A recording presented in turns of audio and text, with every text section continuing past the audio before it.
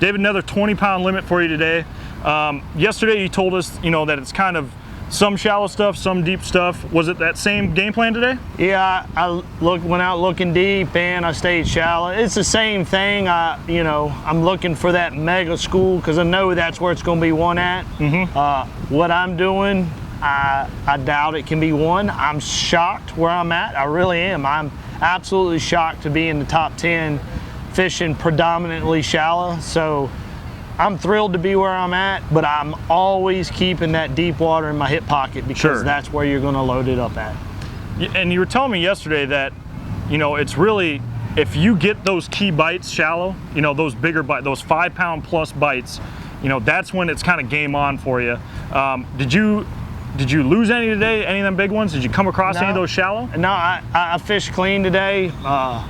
All 5 I weighed in today did come shallow, so I had a 4-pound average shallow, but I didn't have that, real big kicker. If I would have had like a 6-pounder or a 7-pounder, that would have put me in the 22, 23-pound range, and that would have been a good deal, but I didn't. So, but again, I am shocked to be where I'm at right now.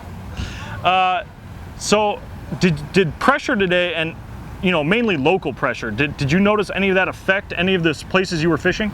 Of course I saw people fishing, but when you're fishing offshore especially, you have to know the cast, do the right thing, and even though there's boats there, unless you're very precise in what you're doing, you can still go behind people and catch them. Not necessarily much in our league, the field, but a lot of times what happens is when it does still get pressured and people aren't making the right cast, it scatters them. So it does affect them a lot. Did the conditions, it seemed like, on the FLW Twitter feed today that guys were catching them pretty good early. Is that something you've experienced, throughout the week, and did that happen today for you?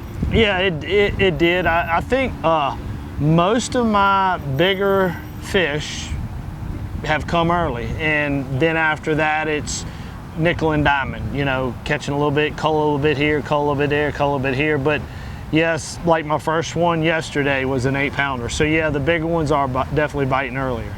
I know there's one day left, but do you want to elaborate at all on any of the baits you're using this week? I like today when I go shallow, I'm flipping, I'm throwing a jig, throwing a wacky worm, throwing a little bit of frogs. It's basically what I'm doing, whatever structure presents itself. So if I'm around lily pads, I'm throwing a frog or something. If I come to a lay down, I'm flipping. If I come to a dock, I'm skipping. If I come to, something, it's just whatever structure presents itself, that's the bait I'm throwing. If I'm out deep, it's pretty much no-brainer. You're gonna have a crankbait, a jig, and a drop shot on. Well, man, it's another top 10 for you. Good luck tomorrow, David. Thank you.